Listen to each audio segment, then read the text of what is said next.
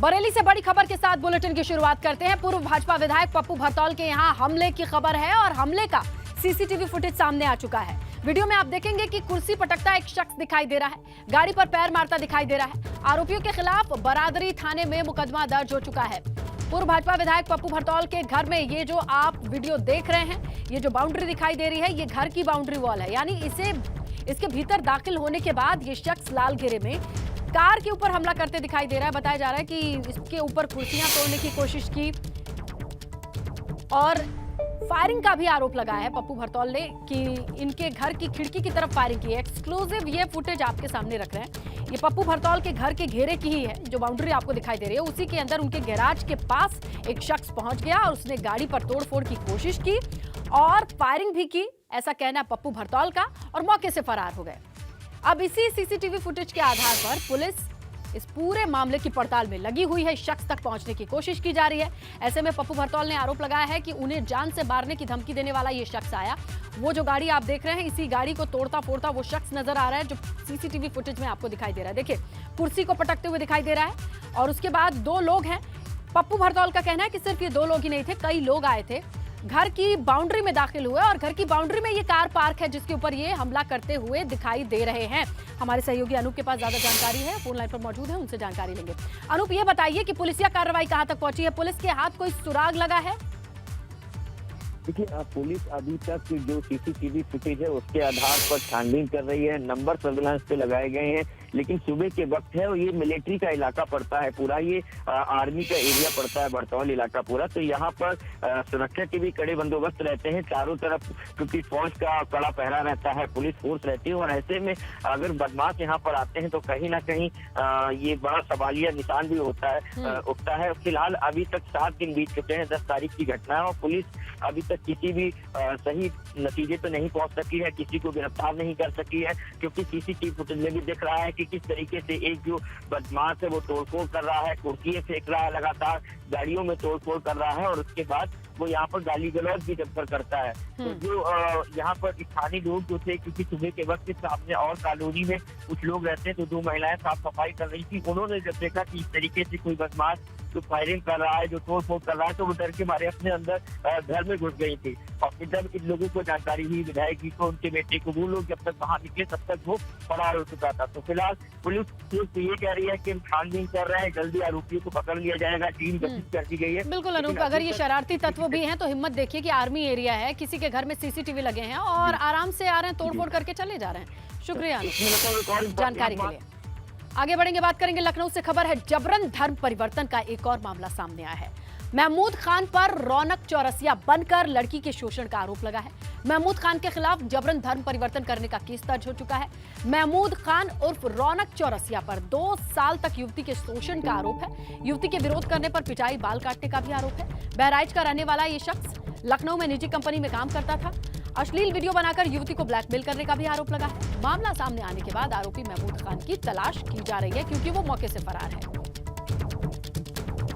धर्म परिवर्तन कराने का एक मामला सामने आ रहा है कि नाम बदल करके प्रेम के जाल में फंसाने का आरोप युवती ने लगाया है और यह भी कहा है कि मारपीट, बाल काटने का आरोप लगाते हुए कि ब्लैकमेल भी किया जा रहा था उसे, वीडियो बना करके उसे ब्लैकमेल किया जा रहा था। ये सब कुछ पुलिस के सामने ये मामला प्रकाश में आया है, शिकायत की गई है। लेकिन बहराइच का रहने वाला महमूद खान लखनऊ में प्राइवेट नौकरी करता है, वो मौके से गायब बताया जा रहा है। अब इसकी तलाश पुलिस कर रही है। ये पूरा मामला जब सामने आया तो आरोपी महमूद खान की तलाश पुलिस को है। बड़ी खबर लखनऊ से, जबरन धर्म परिवर्तन का यह मामला बताया जा रहा है। महमूद खान जो रौनक चौरसिया बनकर अपनी पहचान गलत बताकर महिला के साथ 2 साल तक रहा।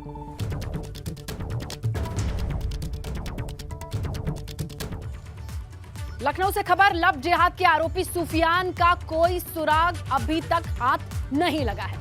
आरोपी सुफियान की तलाश रात भर होती रही। दुबग्गा, पारा, काकोरी में पुलिस दबिश देती रही। मड़ियाओं, गुडम्ब इलाकों में भी दबिश चलती रही, लेकिन बावजूद इसके पुलिस की 5 टीमों ने सुफियान के करीब 8 लोगों को तो उठा लिया है, उनसे पूछताछ चल रही है। सुफियान तक अभी पुलिस नहीं पहुंच पाई है। बड़ी अपडेट ये है, पकड़े गए लोग सुफियान के ठिकानों के बारे में जानकारी देते नजर आए। उन्होंने जानकारी दी है, अब उन्हीं के निशानदेही पर पुलिस आगे की तलाश कर रही है। सुफियान समेत 12 लोगों के मोबाइल नंबर सर्विलांस पर लगाए गए, ये भी जानकारी मिल रही है।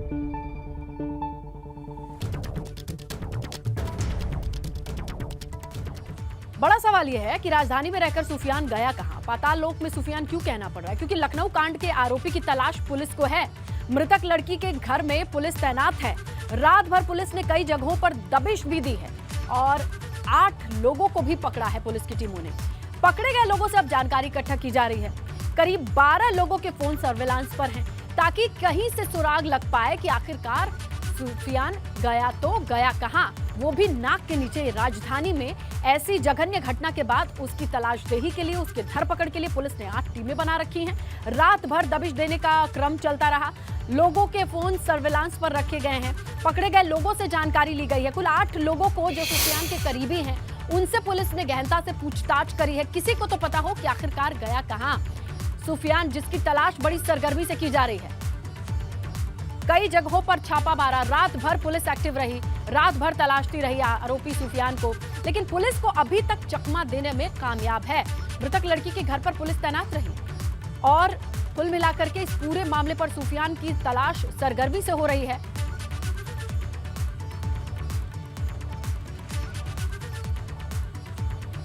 सपा विधायक इरफान सोलंकी के खिलाफ गैर जमानती वारंट लेने की तैयारी चल रही है। इरफान और रिजवान सोलंकी की गिरफ्तारी के लिए गैर जमानती वारंट की तैयारी है, ये बड़ी खबर है। पुलिस की गिरफ्त से अभी भी दूर हैं इरफान और रिजवान सोलंकी। फातिमा के जाजमऊ के घर में आग लगाने के इस मामले में आरोपी हैं इरफान और रिजवान। लगातार इनके लोकेशन बदल रहे हैं। इरफान और रिजवान सोलंकी के लोकेशन बदलने के साथ अभी ये बड़ी अपडेट है कि इनके खिलाफ गैर जमानती वारंट भी जारी करने की तैयारी चल रही है। पुलिस की धरपकड़ के बावजूद गिरफ्त से दूर हैं इरफान और रिजवान सोलंकी। सपा विधायक इरफान सोलंकी और उनके भाई रिजवान सोलंकी की गिरफ्तारी की तैयारी चल रही है। गैर जमानती वारंट जारी होने की तैयारी चल रही है। ऐसा होने के बाद पुलिस की तलाश और सरगर्मी से, हालांकि अभी भी दूर है, पुलिस लगातार ट्रेस कर रही है, लेकिन इनकी लोकेशन चेंज हो रही है। खबर कानपुर से है। कानपुर देहात में रेलवे फाटक खुला रहने से हादसा, बड़ी खबर मिल रही है। रेलवे फाटक खुले रहने की वजह से ट्रेन की चपेट में कई गाड़ियां आई हैं। पिकअप वाहन में ट्रेन की टक्कर से 2 लोगों की मौके पर मौत हुई है। हादसे में कई लोगों के घायल होने की खबर है। कानपुर झांसी रेलवे लाइन सेवा प्रभावित, एसपी समेत रेलवे अधिकारी मौके पर मौजूद। रेलवे क्रॉसिंग पर तैनात रेलवे कर्मचारी के सो जाने से यह बड़ा हादसा, बड़ी खबर। इस पूरी लापरवाही की वजह से 2 लोगों की जिंदगी खत्म हो चुकी है। पिकअप वाहन ट्रेन की चपेट में आ गई, 2 लोगों की मौके पर मौत, कई लोग घायल हुए हैं। लापरवाही की वजह से 2 लोगों की जिंदगी खत्म हो चुकी है, कई लोग घायल हो गए हैं। आगे बढ़ेंगे, बात करेंगे कानपुर से आई खबर की। रेप और ब्लैकमेल करने वाले गिरोह का खुलासा हुआ है। कारोबारी की नाबालिग बेटी से दुष्कर्म और ब्लैकमेलिंग करने के इस मामले में सरकारी कर्मचारी का बेटा हिरासत में लिया गया है। बड़े घरों की युवतियों को कथित प्रेम प्रसंग में फंसाने का इस पर आरोप है। दुष्कर्म कर वीडियो बनाना फिर ब्लैकमेल करना, इसका भी आरोप है। सोशल मीडिया के जरिए युवतियों को फंसाने वाला ये गिरोह है। ऐसे में इस बड़े गिरोह का खुलासा किया है पुलिस ने। कानपुर से ये बड़ी खबर है। रेप और ब्लैकमेल करने वाले गिरोह का खुलासा हुआ है। बड़े घर के नाबालिग बच्चियों को इंटरनेट के जरिए प्रेम जाल में फंसाना, फिर वीडियो बनाना और ब्लैकमेल करना।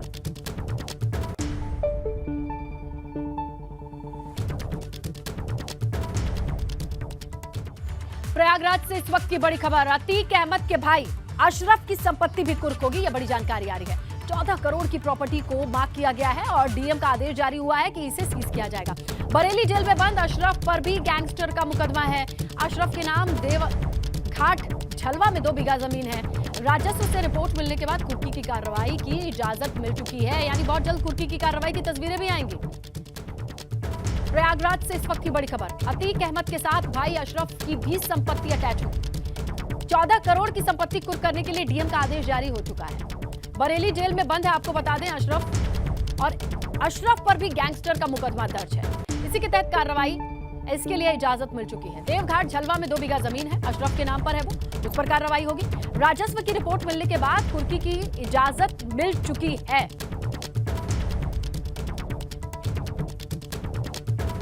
लखनऊ के इंदिरा नगर आम्रपाली मार्केट हिंद पैलेस के सामने शव मिला है और युवक के सिर और शरीर पर चोट के निशान मिले हैं। सफाई कर्मियों की खबर के बाद पुलिस ने शव को कब्जे में लिया है, पोस्टमार्टम के लिए भेजा है। बड़ी खबर, लेकिन इलाके में शव मिलने से सनसनी और हड़कंप की स्थिति है। लखनऊ राजधानी की बात कर रहे हैं हम। इंदिरा नगर आम्रपाली मार्केट के पास हिंद पैलेस के सामने एक शव मिला है। युवक के सिर और शरीर पर चोट के निशान मिले हैं। इस लाश को सफाई कर्मियों ने देखा और उसके बाद पुलिस को सूचित किया। पुलिस मौके पर पहुंच करके शव को पोस्टमार्टम के लिए भेज चुकी है। राजधानी लखनऊ से बड़ी खबर, इंदिरा नगर आम्रपाली मार्केट के सामने शव मिला है। इस शव के शरीर और सिर पर चोट के निशान मिले हैं। आग की खबर ग्रेटर नोएडा से। फर्नीचर की दुकान में भीषण आग लगी है। तुगलकपुर मार्केट में बांस बल्ली की दुकान में आग लगी है। लाखों का सामान जल करके खाक हुआ है, ये बताया जा रहा है। दमकल की गाड़ियों ने बड़ी मशक्कत के बाद इस आग पर काबू पाया है। देखिए, आप तस्वीरें आई हैं। ग्रेटर नोएडा ये फर्नीचर की दुकान है।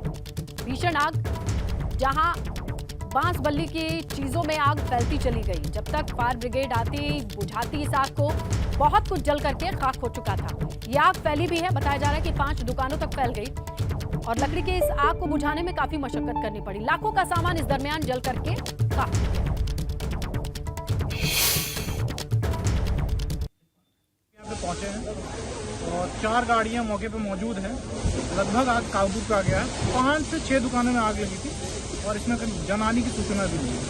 सर, ये आग लगी आखिरकार कैसे और किस वजह से हुई? प्रथम दृष्टि से तो अभी जानकारी नहीं प्राप्त हुई है कि किससे आग लगी है।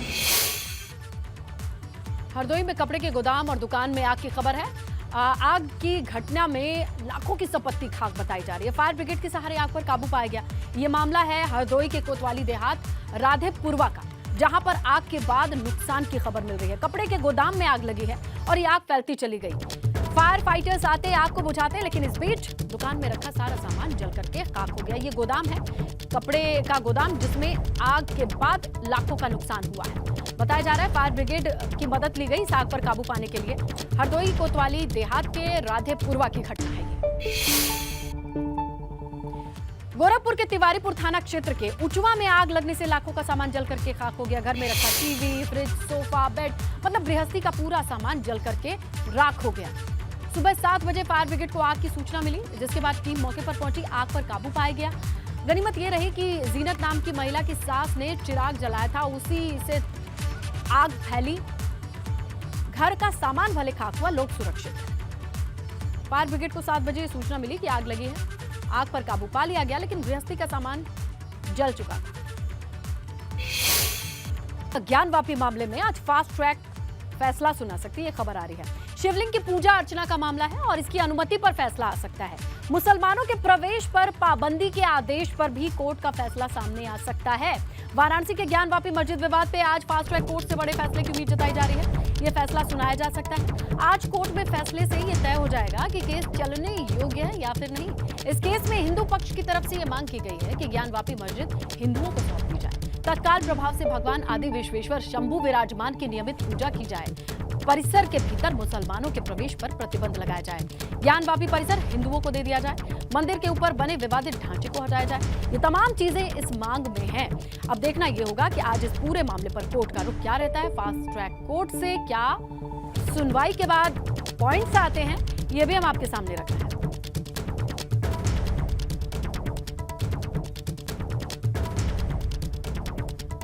तो देखिए, ज्ञानवापी की फास्ट ट्रैक सुनवाई में क्या क्या चीजें सामने आ सकती है। कथित शिवलिंग की पूजा पर फैसला आएगा। आज वाराणसी की फास्ट ट्रैक कोर्ट ये फैसला सुनाने वाली है। वीडियोग्राफी का सर्वे जो हुआ, इस दौरान शिवलिंग मिलने का जो दावा किया गया था, इस मामले पर सुनवाई। हिंदू पक्ष की मांग कि शिवलिंग जो है उसकी पूजा अर्चना की अनुमति दी जाए। याचिका में मुसलमानों के प्रवेश पर रोक लगाने की भी मांग की गई है।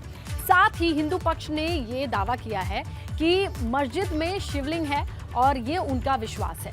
मुस्लिम पक्ष शिवलिंग को फव्वारा बता रहा है। अब इस पूरे मामले पर जब सुनवाई हो चुकी है, इस फैसले की तरफ दोनों पक्ष आंख गड़ाए देख रहे हैं। किसके पक्ष में फैसला आएगा, फास्ट ट्रैक कोर्ट से ये अपडेट जैसे ही आएगी हम आप तक पहुंचाएंगे। लेकिन ये वो अहम बिंदु है, जो पॉइंट्स हैं, ये हमारे आपके सामने है कि आखिरकार दोनों पक्षों ने क्या क्या दावा किया था, दोनों पक्षों की उम्मीद क्या है। एक डिटेल वीडियोग्राफी, एक सर्वे हुआ था। सर्वे बाकायदा जून के महीने में चला, लंबा सर्वे चला। इस सर्वे की रिपोर्ट को कोर्ट में पेश किया गया।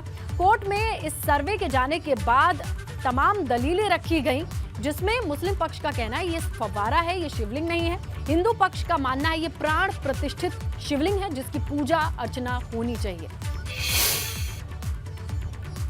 आगे बढ़ेंगे, बिजनौर से खबर है, शराब माफिया पर पुलिस का शिकंजा। पुलिस की कार्रवाई में बड़ी मात्रा में कच्ची शराब मिली है और पुलिस को चकमा देकर शराब माफिया मौके से फरार बताए जा रहे हैं। बूढ़ापुर थाना क्षेत्र के मधपुरी इलाके का ये पूरा मामला है, जहां पर पुलिस को चकमा देने में शराब माफिया कामयाब रहे हैं। पुलिस को ये इनपुट मिले जहां वो पहुंची दल बल के साथ, लेकिन मौके से कच्ची शराब तो मिली, माफिया फरार बताए जा रहे हैं। पुलिस का शिकंजा जरूर है, कार्रवाई में बड़ी मात्रा में कच्ची शराब बरामद की गई है। हालांकि माफिया मौके से चकमा देकर फरार हो गए हैं।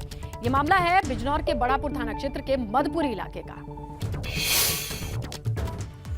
उधर एटा पुलिस ने एटीएम से कैश चोरी करने के मामले में खुलासा करते हुए आरोपियों को गिरफ्तार कर लिया है। साथ ही पुलिस ने पकड़े गए आरोपियों के पास से चोरी की रकम भी जब्त कर ली है। आपको बताएं कि बेखौफ अपराधियों ने 2 नवंबर की रात NH91 से एक्सिस बैंक का एटीएम काटा और 26 लाख उड़ाए चले गए। एटा पुलिस ने अपराधियों तक पहुंचने के लिए अलीगढ़ रेंज आगरा जोन में कई टीमें लगा रखी थी और घेरेबंदी करके बताया जा रहा है कि टेक्निकल सर्विलांस सीसीटीवी फुटेज के आधार पर पुलिस को ये कामयाबी हाथ लगी है। इन तक पहुंच चुकी है पुलिस, इन्हें गिरफ्तार कर लिया गया है। बड़ी बात यह है कि रकम भी बरामद कर ली गई है जो एटीएम में मौजूद थी।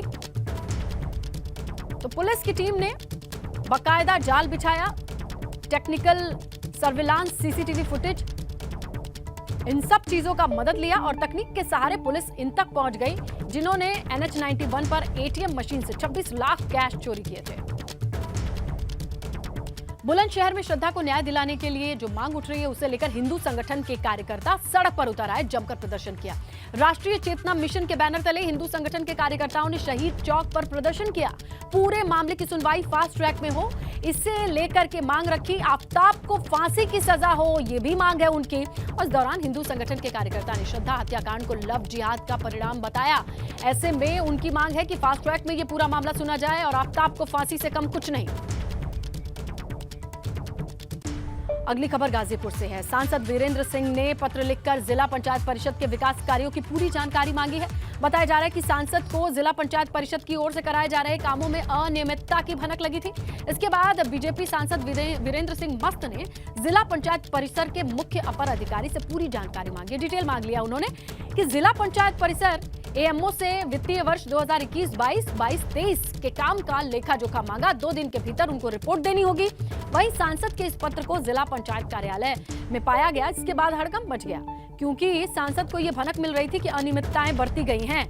ऐसे में अब पूरे कागज के साथ पेश होना होगा। कार्यालय के पास यह लेटर जा चुका है।